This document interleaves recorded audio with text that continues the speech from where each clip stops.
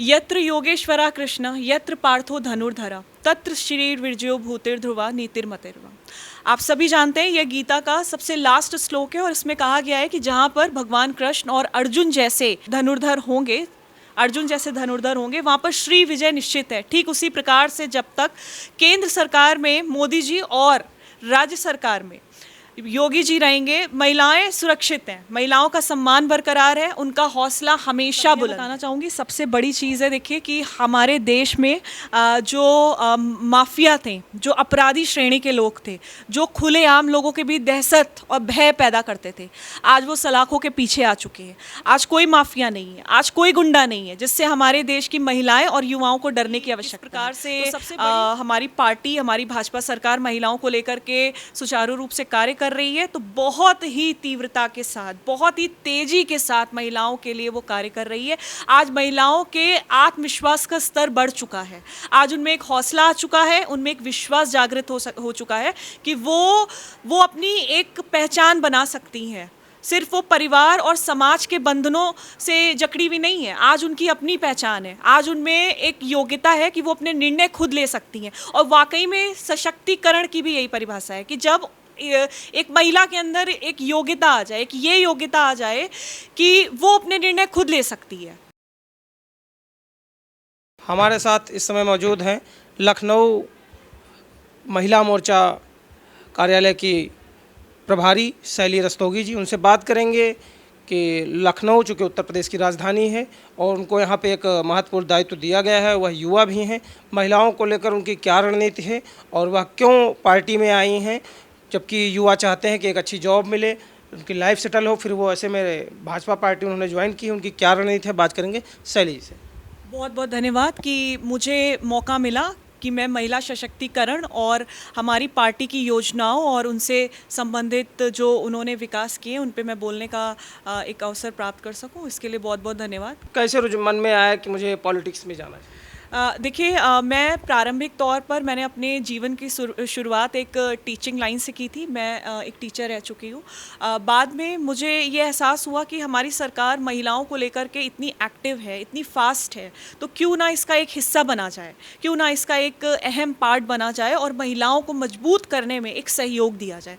एक सरकार को सहयोग की आवश्यकता होती है, हम सब भारतीय नागरिक जब उनको सपोर्ट करेंगे तो वो भी बहुत सुचारू ढंग से कार्य को कर सकेंगे। तो बस एक एहसास मुझे हुआ और मैंने इसमें अपना कदम बढ़ाया। मौजूदा सरकार महिलाओं को लेकर कितना सजग है और सुरक्षा को लेकर कितना सजग है, इस पर कितना आपकी सरकार ने काम किया और कितना काम करना बाकी है? यत्र योगेश्वरा कृष्ण यत्र पार्थो धनुर्धरा तत्र श्रीर्विजयो भूतिर्ध्रुवा नीतिर्मतिर्वा। आप सभी जानते हैं यह गीता का सबसे लास्ट श्लोक है और इसमें कहा गया है कि जहाँ पर भगवान कृष्ण और अर्जुन जैसे धनुर्धर होंगे, वहाँ पर श्री विजय निश्चित है। ठीक उसी प्रकार से जब तक केंद्र सरकार में मोदी जी और राज्य सरकार में योगी जी रहेंगे, महिलाएं सुरक्षित हैं, महिलाओं का सम्मान बरकरार है, उनका हौसला हमेशा बुलंद है। और बात बाकी रही कि किस प्रकार से हमारी पार्टी, हमारी भाजपा सरकार महिलाओं को लेकर के सुचारू रूप से कार्य कर रही है, तो बहुत ही तीव्रता के साथ, बहुत ही तेजी के साथ महिलाओं के लिए वो कार्य कर रही है। आज महिलाओं के आत्मविश्वास का स्तर बढ़ चुका है, आज उनमें एक हौसला आ चुका है, उनमें एक विश्वास जागृत हो चुका है कि वो अपनी एक पहचान बना सकती हैं।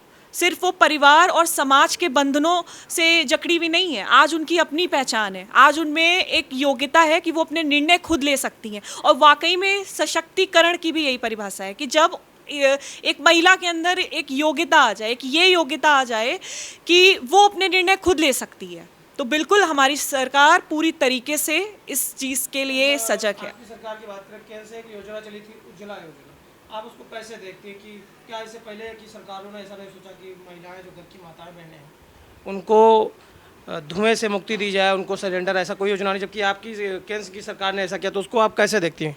देखिए, पहले की जो सरकारें थी हमारी, मोदी जी की सरकार से पहले जिन सरकारों ने अपना हिस्सा लिया हमारी भारतीय जनता का विकास करने के लिए, उन्होंने कभी भी ये ध्यान नहीं दिया कि हमारे ग्रामीण क्षेत्र की महिलाएं कितनी मेहनत कर रही हैं, कितने कष्टों को उठा रही हैं कि उनको एक परिवार चलाने के लिए, एक परिवार को चलाने के लिए अपने स्वास्थ्य के साथ खिलवाड़ करना पड़ रहा है। पर जैसे ही हमारी मोदी सरकार आई, उन्होंने जल्दी से ही प्रधानमंत्री उज्ज्वला योजना का विकास किया, निर्माण किया, और जिसके तहत न जाने सैकड़ों ग्रामीण महिलाओं को आज धुएं से मुक्ति मिल चुकी है। आज वो सिलेंडर का यूज़ करती हैं, उन्हें सब्सिडी भी मिलती है, और इसी के साथ साथ आज उनके चेहरों पे जो मुस्कान है, वो मुझे नहीं लगता कि पहले की सरकारों में कभी देखा होगा। इतनी एक आत्मविश्वास, एक उनके चेहरे पे जो एक कह सकते हैं आप जो ग्लो आ रहा है, वो एक्चुअली एक बहुत ही बड़े विश्वास का प्रतीक है।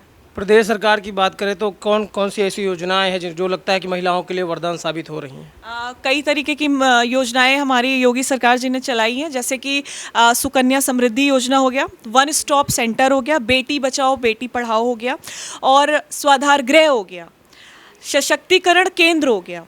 इस तरीके की न जाने कितनी योजनाएं महिलाओं के लिए हमारी योगी सरकार ने बनाई। और सिर्फ इतना ही नहीं है, उन्होंने किसानों के लिए, युवाओं के लिए, गरीबों के लिए, ये जो पेंशन वाले लोग हैं उनके लिए, सब प्रकार के लोगों के लिए उन्होंने योजनाएं चलाई हैं, जिसमें से खास तौर पर वो महिलाओं को नोटिस कर रहे हैं। महिलाओं की बात करें, घोषणा पत्र में था, चुनावी वादे में था कि मेधावी छात्राओं को स्कूटी दी जाएगी।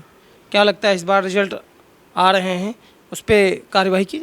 अब आप देख ही सकते हैं कि अभी हाल ही में ही आपको पता होगा कि हमारी सरकार ने बच्चों को mobile phone, digital mobile phone दिए हैं, बांटे हैं। तो बिल्कुल हमारी सरकार जैसे ही रिजल्ट्स आते हैं उनको भी स्कूटी से उस स्कूटी का उन्हें प्राइज़ ज़रूर देगी, क्योंकि उन्होंने किया है तो वो डेफिनेटली करेंगे, इसमें कोई डाउट नहीं है, इसमें कोई डाउट। आपको लगता है कि महिलाओं को समुचित व्यवस्था दी जा रही है कि वो हर क्षेत्र में आगे बढ़ सकें?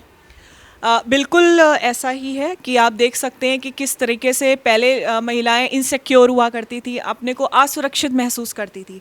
आज महिलाएं सुरक्षित हैं, आज महिलाओं का विश्वास बढ़ चुका है, और सरकार कई प्रकार की योजना चला चुकी है। कई तरीके की हेल्प डेस्क हैं, कई तरीके की पुलिस की स्कीम्स हैं, जिसमें महिलाएं तुरंत जा कर के अपनी बात को स्टेशन पे कह सकती हैं, और वहाँ पर बैठी हुई एक महिला श्रेणी की ही महिला ही उनकी प्रॉब्लम को सॉल्व कर सकती है। तो कई तरीके से, मतलब सिर्फ एक ही मतलब फील्ड नहीं है कि जिसमें महिलाओं का उत्थान किया है, कई फील्ड्स में हमारी योगी और मोदी सरकार ने महिलाओं का उत्थान किया। आपको नहीं लगता कि खेलो इंडिया एक मोदी जी ने जो है अभियान छेड़ा, उस पर काफ़ी काम चल रहा है, जबकि अगर उत्तर प्रदेश की बात करें तो महिलाएं अभी उतने लेवल पर उस पर नहीं अप्रोच बना पाई हैं कि जैसे कि हरियाणा की बात करें, आंध्र प्रदेश की। इस पर आपको लगता है कि उत्तर प्रदेश की गवर्नमेंट को काम करना चाहिए? इसके लिए हमारी सरकार निर्णय ले रही है, कुछ स्कीम्स बना रही है। जल्द ही एक अवेयरनेस प्रोग्राम चलाया जाएगा, जिसके अंतर्गत जिन लोगों को इसकी जानकारी नहीं है, एक्चुअली क्या होता है कि लोगों को जानकारी नहीं होती है, उसके अभाव में वो कई बार भागीदारी नहीं कर पाते। तो हमारी सरकार जल्दी एक प्रोग्राम इनिशिएट करेगी, जिसमें महिलाओं को और इसी के साथ ही साथ युवाओं को भी, दोनों ही वर्ग के लोगों को अच्छी प्रकार से अवेयर करके इसमें भागीदारी लेने का मौका देगी। और बात करें कि जो आप प्रदेश सरकार की, तो एक उनकी योजना है ODOP। हर ज़िले में उन्होंने जो एक विशेष उत्पाद चुना है उसको बढ़ा रहे हैं, उसमें भी महिलाओं को देखा गया, काफ़ी सारा प्रमोट किया। आप उसको कैसे देखती हैं? क्या इससे ग्रामीण क्षेत्र में बदलाव आए?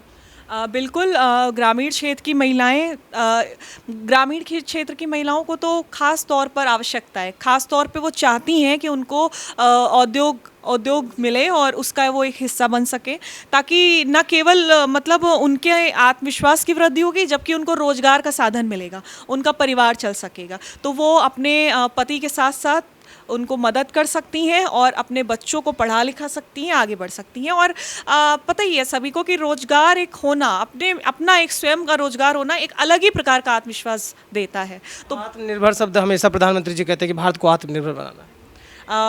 भारत को आत्मनिर्भर बनाना है, और भारत को आत्मनिर्भर बनने से कोई रोक नहीं सकता है। इसलिए नहीं रोक सकता है क्योंकि आज देश की जो सबसे निचला हिस्सा जिस श्रेणी को माना जाता था, महिलाओं को माना जाता था, आज वो ऊपर उठ चुका है। आज वो पुरुषों से भी ऊपर है, आज वो सबसे ऊपर है। तो बिल्कुल सही बात है, जहाँ महिलाएं इतनी आत्मनिर्भर है, वहाँ देश तो ऑटोमेटिक आत्मनिर्भर हो जाएगा। एक लाइन कहना चाहूँगी, झुक झुक कर सीधा खड़ा हुआ, अब फिर झुकने का शौक नहीं। झुक झुक कर सीधा खड़ा हुआ, अब फिर झुकने का शौक नहीं।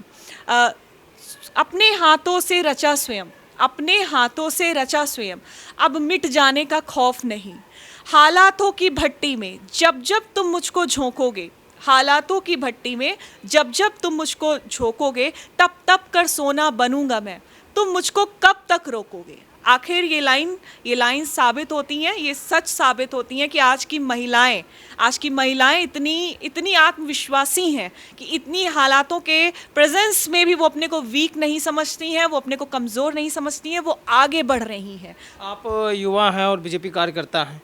आज के प्रेजेंट की बात करें तो आज बीजेपी जो है निष्कासित किया था कल नूपुर जी को, दिल्ली से नूपुर शर्मा जी को। काफ़ी ट्रेंड चल रहा है, ऐसे में आपको क्या लगता है? देखिए, वो एक प्रभावी छवि है, वो भाजपा की काफ़ी पुराने स्तर से काम करती हुई आ रही है। तो देखिए, वही बात हो गई कि जब भी कोई गलत करेगा तो हमारी सरकार किसी को बख्शेगी नहीं। अब आप उन्नाव का रेप केस ही देख लीजिए, वो एक बीजेपी एमएलए के द्वारा हुआ था, सेंगर जी के द्वारा। तो क्या हुआ, आज वो सलाखों के पीछे हैं, आज वो बाहर नहीं घूम रहे हैं, सलाखों के पीछे हैं। तो बिल्कुल जो गलत करेगा उसको तो पनिशमेंट मिलेगा ही मिलेगा, और सरकार सभी को इक्वल नज़र से देखती है। उसके लिए कोई धर्म, कोई राष्ट्र नहीं, उसके लिए सिर्फ एक ही राष्ट्र है, और वो राष्ट्र है देश का राष्ट्र, वो राष्ट्र है नागरिकों के लिए राष्ट्र, वो राष्ट्र है महिलाओं के लिए राष्ट्र। उसके लिए सबसे बड़ा धर्म यही है। मैम, राष्ट्र की बात की तो आज उत्तर प्रदेश में राष्ट्रपति जी हैं, उन्होंने विधानसभा में, समावेती विधानसभा में कहा कि यहाँ पे महिलाओं की भागीदारी बढ़नी चाहिए। आपको क्या लगता है, इससे जो राजनीतिक क्षेत्र में महिलाएं हैं, आप जैसे युवा, वह किसी भी पार्टी से हो या समाज से भी हों, उनको आगे भविष्य में इसमें बढ़ने के अवसर दिखाई पड़ते हैं ऐसे जब राष्ट्रपति जी संबोधित करते हैं? देखिए, बिल्कुल दिखाई पड़ते हैं। जहाँ पे इतना बड़ा संबोधन आ जाता है तो वहाँ पर मौके तो अपने आप जनरेट हो जाते हैं।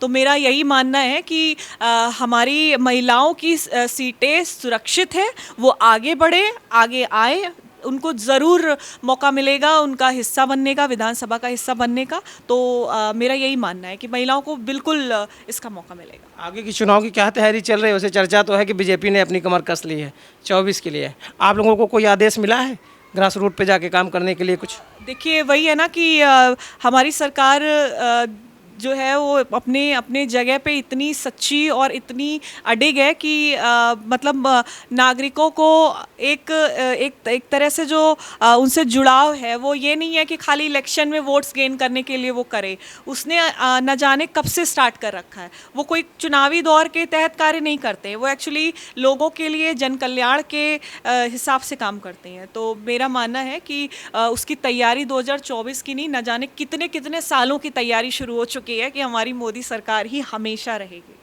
8 साल हो गए हैं आपकी सरकार को। अगर आप 2-4 उपलब्धियां गिनानी चाहें देश लेवल पे, आपको जो लगता है कि ये मेजर योजना रही जिसने समाज को प्रभावित किया, आपको क्या लगता है? ऐसी कौन 1-2 योजना बताना? मैं सबसे बड़ी चीज़ है, देखिए कि हमारे देश में जो माफिया थे, जो अपराधी श्रेणी के लोग थे, जो खुलेआम लोगों के बीच दहशत और भय पैदा करते थे, आज वो सलाखों के पीछे आ चुके हैं। आज कोई माफिया नहीं है, आज कोई गुंडा नहीं है जिससे हमारे देश की महिलाएं और युवाओं को डरने की आवश्यकता है। तो सबसे बड़ी उपलब्धि जो सुरक्षा की दी है, वो माफिया, वो अपराधी किसी भी धर्म का हो, किसी भी क्षेत्र का हो, किसी भी जाति का, उसको बख्शा नहीं गया है। इसका सबसे अहम पार्ट आप देख सकते हैं, कई तरीके के केसेस देख सकते हैं, कई तरीके की आप चीज़ें देख और समझ सकते हैं। तो सबसे बड़ी उपलब्धि सुरक्षा की उपलब्धि है।